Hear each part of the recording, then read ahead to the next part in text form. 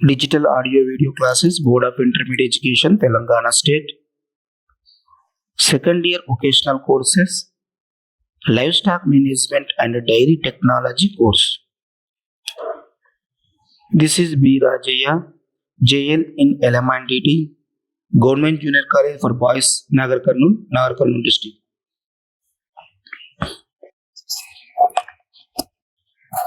Today we discuss about the topic of first paper, Livestock Health Management. In that paper, fifth unit, Protozoal Diseases. Now, introduction of protozoal disease. Protozoal disease causes protozoa. Protozoa are generally microscopic in nature in size. They are found in freshwater, saltwater, and damp soil, while some are intracellular, hemoprotozoan parasitic in nature. Some protozoans parasites infect the animals. Today, we discuss about common protozoal disease for cattle. They are babesiosis, anaplasmosis, amoebiasis, trypanosomiasis, theileriosis, leishmaniasis.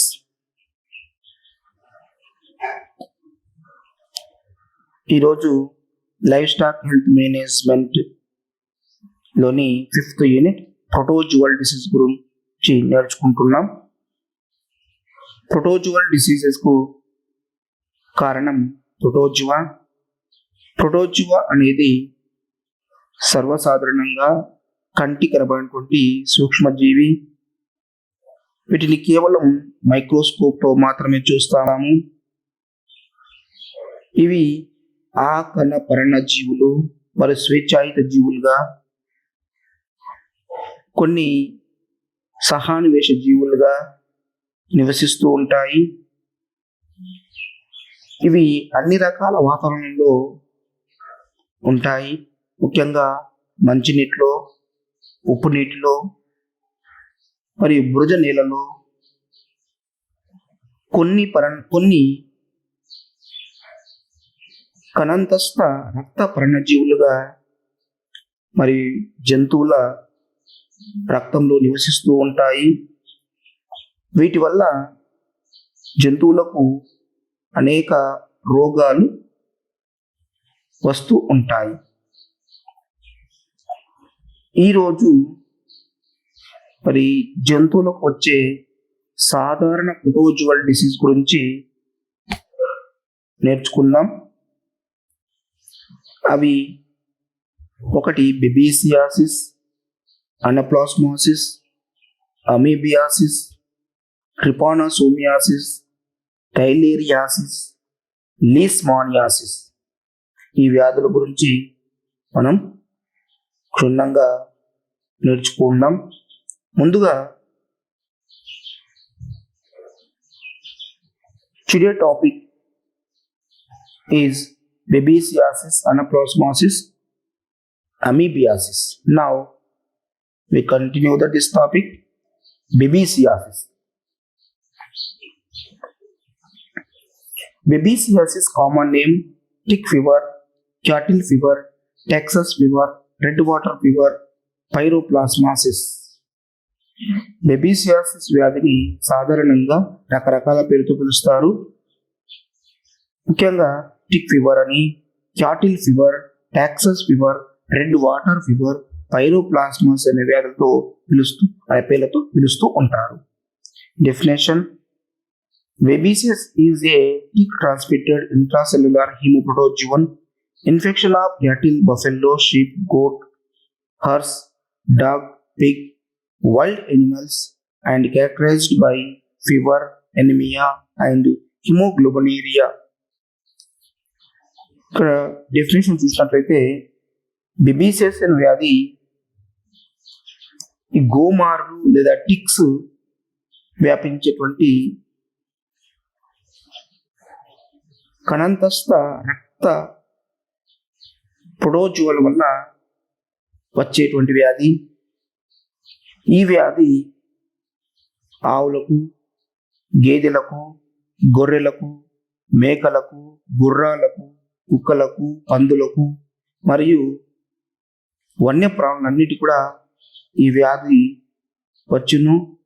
ఈ వ్యాధి వచ్చినప్పుడు ఆ జంతువుల్లో జ్వరం, రక్తహీనత మరియు మూత్రంలో రక్తం పడడం వంటి లక్షణాలు కనిపిస్తూ ఉంటాయి. These are the some host.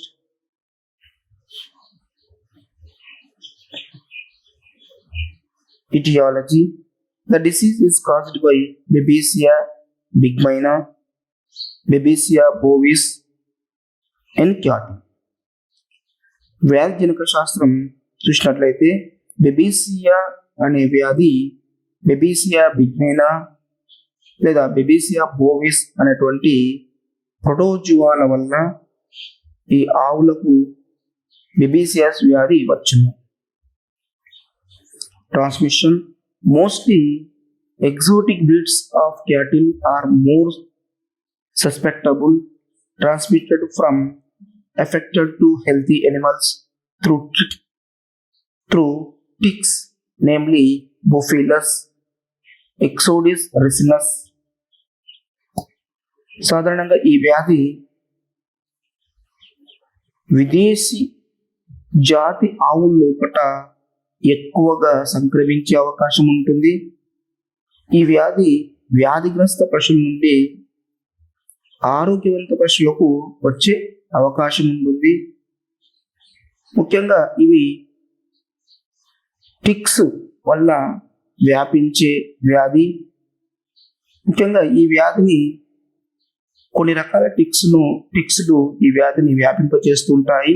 అవి బోఫిలస్, ఎక్సోడిస్ రిసినస్ అటువంటి పేర్లు గల ఈ గోమారి మరి ఈ టిక్స్ వల్ల ఈ వ్యాధిగ్రస్త పశువుల నుండి ఆరోగ్య పశువులకు వ్యాపింపచేయును. Clinical findings. The affected animals show high temperature 104 to 106 degree Fahrenheit. Hemoglobinuria may noted within 48 hours. Diarrhea and presides constipation, mucous membrane or paled. There is jaundice. Spasm of anal sphincter, pipe stem, ficus. Animals are unable to stand on their feet in spite of support. Infection may be central nervous system leading to coma. ఈ బెబీసియస్ వ్యాధి వచ్చినప్పుడు పశువుల్లో కనిపించే వ్యాధి లక్షణాలు చూసినట్లయితే ఆ పశువులు అధిక శరీర ఉష్ణోగ్రత గురి అవుతాయి. ముఖ్యంగా 104 నుంచి 106 డిగ్రీ ఫారెన్హీట్ శరీర ఉష్ణోగ్రత పెరుగును. మరి శరీర ఉష్ణోగ్రత పెరిగిన 48 గంటల లోపల వాటి మూత్రం నుండి రక్తం పడడం గమనిస్తాము. అంతేకాకుండా మరి నీళ్ళ విరేచనాలు కలగడం, శరీరంలో ఎక్కడైతే శ్లేష్మ గ్రంథులు ఉన్నాయో ఆ ప్రాంతం అంతా కూడా వర్ణరహితంగా మారడం, మరి అవి జాండీస్ కు గురి కావడం జరుగుతూ ఉంటుంది. వీటి యొక్క అవస్కరం నుండి మరి మల విసర్జన అనేది పేడ ఒక పైపు లాగా జిగురుగా మరి వేలాడుతున్నటువంటి కనిపిస్తుండును. ఈ పశువులు తన కాళ్ళ మీద అవి ఎలాంటి సపోర్టు లేకుండా నిలబడలేవు. వ్యాధి తీవ్రత ఎక్కువగా ఉన్నట్లయితే కేంద్ర నాడీ వ్యవస్థపై ప్రభావం చూపును. దానివల్ల చివరకు అవి కోమలో ఉండును. ఇవి ముఖ్యమైనటువంటి బెబీసియా యొక్క వ్యాధి లక్షణం చెప్పవచ్చు.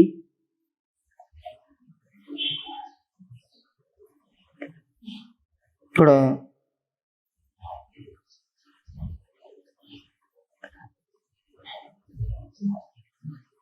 డయాగ్నోసిస్.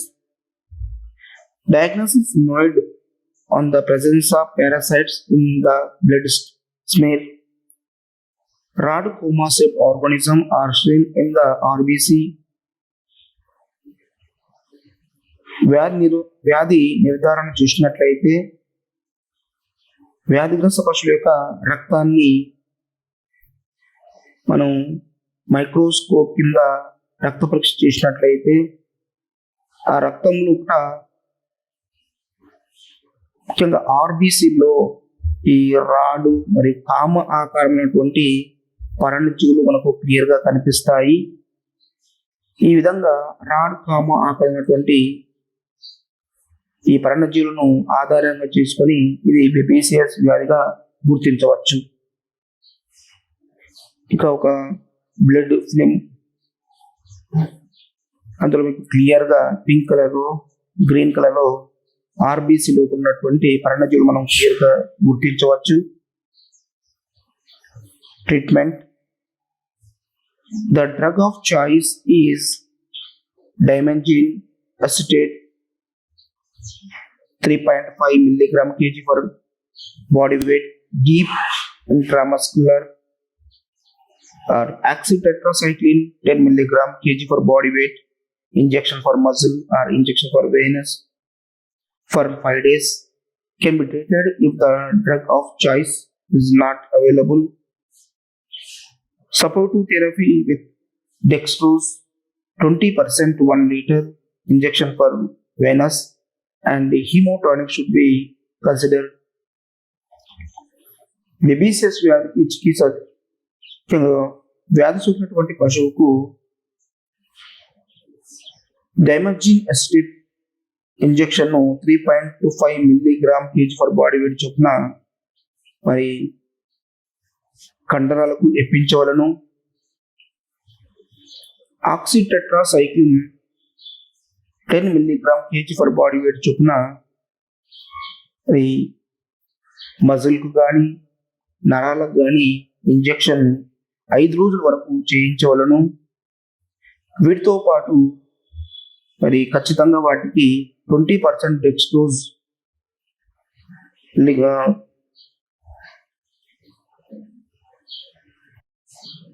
ఫ్లూయిడ్స్ను ఎక్కించవలను. మరియు హీమోటానిక్స్ కూడా వాటికి ఖచ్చితంగా వాటికి తాపవలను. ఈ విధంగా చేసినట్లయితే ఈ బెబీసియస్ వ్యాధిని మనం తగ్గించవచ్చు. Control. Affected animals should be isolated and treated. If animal is tick infested, ascarids should be used. The animal should be allowed in the shed only after avoid of ticks. ఇక వ్యాధి బెబీసియస్ వ్యాధిని కంట్రోల్ చేయడానికి ముందుగా వ్యాధిగ్రస్త పశువులు ఏవైతే ఉంటాయో వాటిని వెంటనే గుర్తించి వాటిని ఆరోగ్యవంత పశువుల నుండి అంటే మంద నుండి సపరేట్గా తీసి వాటికి ఖచ్చితంగా చికిత్స చేయించవలను. మరి పశువులకు ఈ టిక్స్ ఎక్కువగా ఉన్నట్లయితే వాటికి ఈ టిక్స్ నాశక సంవరణను మార్కెట్ లభిస్తూ ఉంటాయి. వాటిని ఆస్కరిసైడ్స్ అని పిలుస్తారు. వీటిని పశువుల చర్మంపై పిచికారీ చేయవలను. అంతేకాకుండా ఎక్కడైతే ఈ టిక్స్ దాగి ఉన్నాయో ఆ మొత్తాన్ని కూడా షెడ్ యొక్క మరి పైకప్పు కావచ్చు గోడలు కావచ్చు వీటన్నిటి కూడా ఈ ఆస్కరిసైడ్స్ ని పిచికారీ చేయవలను. షెడ్ లోపల ఎలాంటి టిక్స్ లేకుండా నిర్మూలించవలను. అప్పుడు మాత్రమే పశువును ఆ షెడ్ లోకి రావడానికి అనుమతి ఇవ్వవలను. Next another protozoal disease, anaplasmosis or gall sickness. Definition: Anaplasmosis is an intracellular hemoprotozoal disease, also known as gall sickness. It is an infection transmissible disease of cattle, sheep, goat characterized by progressive anemia, icterus, and debility. ఇప్పుడు రెండవ ప్రోటోజువన్ disease అయిన పశువులకు వచ్చిన డిసీజ్లో అనప్లాస్మాసిస్ అనేది అతి ముఖ్యమైనది. మరి ఇది కూడా కణంతస్థ రక్త పర్ణజీవి. ఇది పశువుల రక్తంలో నివసిస్తూ ఉంటుంది. మరి దీన్ని సాధారణంగా గాల్ సిక్నెస్ అని కూడా అని పిలుస్తారు. ఈ వ్యాధి కేవలం పశువులకే కాకుండా గొర్రెలకు, మేకలకు కూడా ఈ వ్యాధి కలిగించును. ఈ వ్యాధి వచ్చినప్పుడు రక్తహీనత మరియు పచ్చ కామెర్లు, వ్యాధి సోకిన జంతువులన్నీ కూడా చాలా బలహీనంగా మారుతూ ఉంటాయి.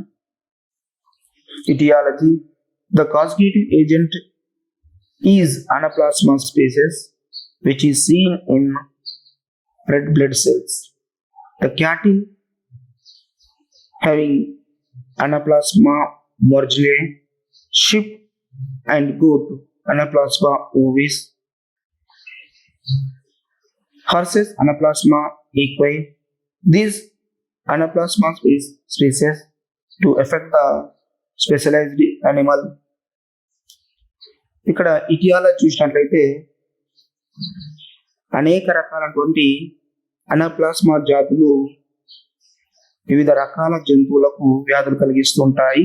వాటిలో ముఖ్యంగా ఆవులకు చూసినట్లు ఆవుల లోపల ఈ అనప్లాస్మా మార్జిన్ వల్ల అనప్లాస్మాసిస్ వ్యాధి వచ్చును. గొర్రెలు, మేకలకైతే అనప్లాస్మా ఓవిస్ వల్ల అనప్లాస్మాసిస్ వ్యాధి వచ్చును.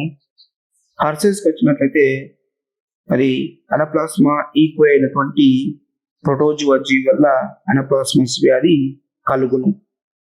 Transmission: only affected blood sucking insect or ticks from infected to healthy animals. Mechanical transmission of deworming and mechanical transmission by flies through contaminated surgical instrument. Blood transmission. ఇక్కడ వ్యాధి వ్యాప్తి చూసినట్లయితే వ్యాధి వ్యాప్తి ముఖ్యంగా ఈ రక్తాన్ని పీల్చే కీటకాల వల్ల మరియు ఈ టిక్స్ వల్ల అనారోగ్య పశువుల నుంచి ఆరోగ్య పశువులకు వ్యాధిని వ్యాపింపజేస్తూ ఉంటాయి. అంతేకాకుండా మరి కొన్ని రకాలైనటువంటి పరికరాల వల్ల కూడా ఈ వ్యాధి వ్యాపించును. ముఖ్యంగా డీహార్నింగ్ చేసేటప్పుడు మరియు కొన్ని రకాలైనటువంటి కలుషితమైనటువంటి ఒక పనిముట్లను వాడినట్లయితే ఆ పనిముట్ల వల్ల కూడా మీకు వ్యాధి సంక్రమించే అవకాశం ఉంటుంది. మరియు రక్త మార్పిడి చేయడం వల్ల కూడా ఈ వ్యాధి సంక్రమించును. Showing life cycle in ticks transmitted animal. Clinical signs: the affected animals show high temperature 105 degree Fahrenheit, exhaustion, lack of rumination, loss of appetite. Animal walk with stiff unsteady gait, glands are enlarged, rough coat, edema around the eyes, constipation with dark blood colored faces, anemia, frequent urination. Pregnant animal may be aborted.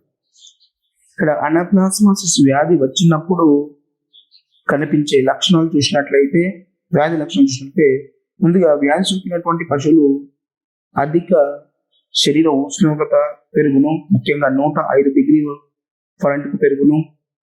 మరి ఆ పశువులు అలసటకు గురి అవుతాయి, నెమరు వెయ్యవు, ఆకలి మందగించును, ఇవి సరిగ్గా నడవలేవు. మరి గ్రంథులన్నీ కూడా వాపు గురి అవుతాయి, శరీరం అంతా కూడా గరుకుగా మారును, కంటి యొక్క చుట్టు భాగాలు అంటే కన్ను చుట్టు భాగాలన్నీ కూడా వాపు గురి అవుతాయి. వీటి యొక్క పేడ లోపల నల్లని రక్తము పడడం గమనిస్తూ ఉంటాము. అంతేకాకుండా రక్తహీనత గురి అవుతూ ఉంటాయి. మరియు నిరంతరం మూత్ర విసర్జన చేయును. ఒకవేళ ఆ పశువులు ప్రెగ్నెంట్ ఉన్నట్లయితే మరి అవి అబార్షన్కు గురి అవుతాయి. పై లక్షణాలను ఆధారంగా చేసుకుని ఈ యొక్క వ్యాధి అనప్లాస్మోసిస్ వ్యాధిగా గుర్తించవచ్చు. Treatment is by using oxytetracycline 10 mg/kg for body weight, injection for venous or injection for muscle for 3 days to 5 days. Use of B complex and hemotonic drugs are recommended. ఇక్కడ అనప్లాస్మిస్ వ్యాధిని తగ్గించడానికి ఆక్సిటెట్రాసైక్లిన్ అనేటువంటి యాంటీబయాటిక్స్ ను 10 mg/kg for body weight చొప్పున మరి నరాలకు కావచ్చు లేదా కండరాలకు కావచ్చు ఇంజెక్షన్ చేయవలను. ఈ విధంగా 3 నుంచి 5 రోజులు నిత్యం ఇంజెక్షన్ చేయడం వల్ల మరి ఈ వ్యాధి తగ్గిపోయే అవకాశం ఉంటుంది. దాంతోపాటు బి కాంప్లెక్స్ మరి హిమోటానిక్స్ కూడా వాటికి ఇవ్వడం వల్ల అవి త్వరగా కోలుకునే అవకాశం ఉండదు. Prevention and control. Isolation and disposal of carcass animal. Infected control in the shed and on animal by spraying insecticide. Use of proper sterilization, injection and instruments. ఇక్కడ ప్రివెన్షన్ మరి కంట్రోల్ చూసినట్లయితే ముందుగా వ్యాధి గురి అయినటువంటి పశువులను గుర్తించి లేదా వ్యాధికి వాహకాలుగా ఉన్నటువంటి పశువులను వెంటనే గుర్తించి వాటిని మంద నుండి వేరుగా ఉంచవలను. షెడ్డులో మరి రక్తం పీల్చే కీటకాలు కావచ్చు, టిక్స్ కావచ్చు ఎక్కువ మొత్తం ఉన్నట్లయితే వాటిని టిక్స్ నాశకాలను ఆ పశువుల శరీరం పైన షెడ్ యొక్క ఉపరిత మరి లోపలి భాగాన గోడలకు ఈ యొక్క పిచికారి చేసి ఆ టిక్స్ లేకుండా పూర్తి స్థాయిలో నిర్మూలించవలను. అంతేకాకుండా పశువులకు ఇంజెక్ట్ చేయడానికి ఉపయోగించే సిరంజిలను కానీ మరి వాటి చికిత్స చేయడానికి ఉపయోగించే పరికరాలను ఖచ్చితంగా స్టెరిలైజ్ చేసి లేదా డిస్ఇన్ఫెక్ట్ చేసిన తర్వాతనే వాటిని ఉపయోగించవలను. ఈ విధంగా చేసి వాటిని వ్యాధిని కంట్రోల్ చేయవచ్చు. Vaccination. Living anaplasmic marginal vaccine, living anaplasmic centriole vaccine, frozen anaplasmic marginal vaccine or killed anaplasmic marginal vaccine. ఈ 4 రకాల వ్యాక్సిన్లు మనకు మార్కెట్లో లభ్యమవుతున్నాయి. వీటిని అది ఎక్కడైతే ఈ వ్యాధులు ప్రబలతకు ముందుగానే వ్యాధి ప్రబలకు ముందుగానే ప్రతి పశువు కూడా ఈ యొక్క టీకాలు ఇప్పించినట్లయితే వ్యాధుల నుంచి మనం విముక్తి కలిగించవచ్చు.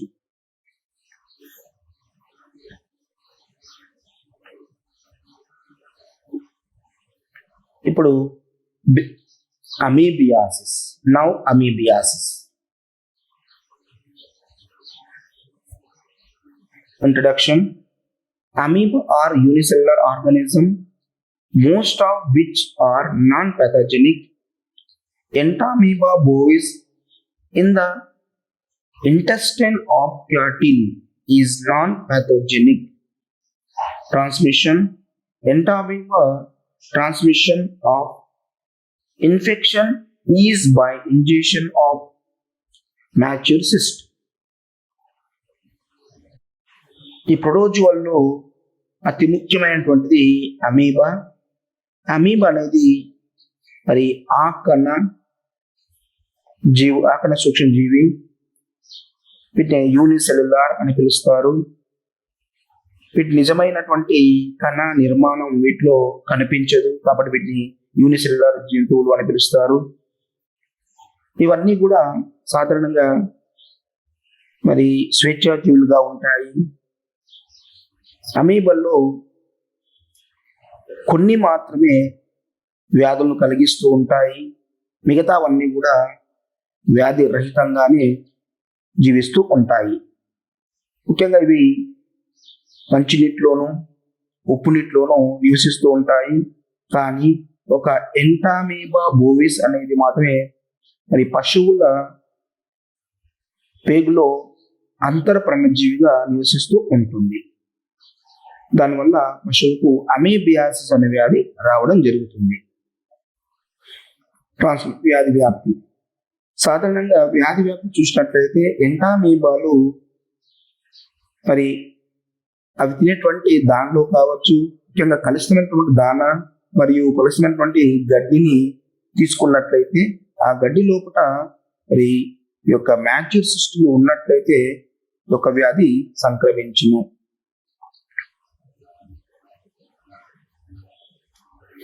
Diagnosis. The disease is diagnosed by examination of feces for the presence of trophozoite and cyst. ఈ వ్యాధిని నిర్ధారణ చేసినట్లయితే వ్యాధిగ్రస్త పశువు విసర్జించే యొక్క పేడ పరీక్ష చేసినట్లయితే ఆ పేడ లోపల ట్రోపోజాయిడ్స్ మరియు సిస్టులు కలిగి ఉండడం గమనిస్తాము. వీటి వల్ల పశువుకు అమీబియాసిస్ వ్యాధి సోకిందని చెప్పవచ్చు.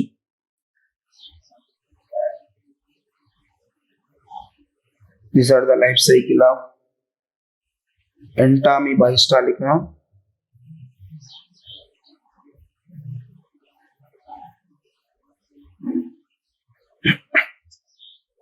ఇక్కడ ఎంటామీబా హిస్టాలికా చూపించడం జరిగింది. ఎంటామీబా యాక్చువల్లీ ఎంటామీబా బోవిస్ బదులు ఇక్కడ సేమ్ అదేటువంటి లైఫ్ సైకిల్ ఇక్కడ ఉంటుంది కాబట్టి ఇది మానవులు కలిగించేది. మనం పశువుల లోపల కూడా ఇదే విధంగా ఉండడం చూపించడానికి ఎగ్జాంపుల్ గా నేను పెట్టడం జరిగింది.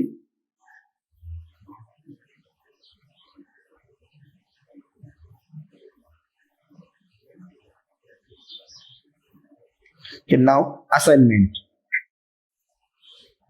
What is tick fever? Mention the causative organism of anaplasmosis. How do you diagnose babesiosis disease? What is gall sickness disease? Write short notes on amoebiasis, anaplasmosis.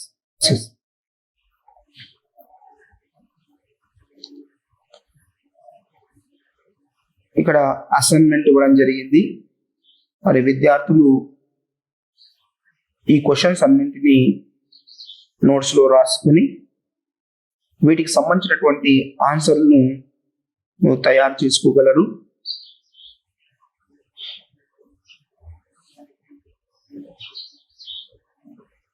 Please note down this questions and prepare answers.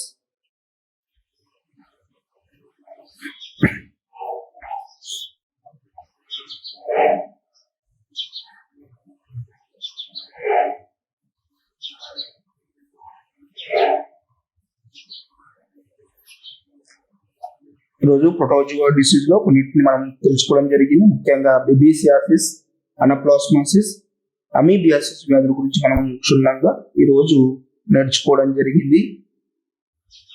ముఖ్యంగా ఈ వ్యాధుల లోపల వ్యాధిజనకం పేరు, మరి వ్యాధి వ్యాప్తి, వ్యాధి చికిత్స, మరి వీటితో పాటు వ్యాధి ప్రివెన్షన్ అండ్ కంట్రోల్ను గుర్తుపెట్టుకొని మంచిది.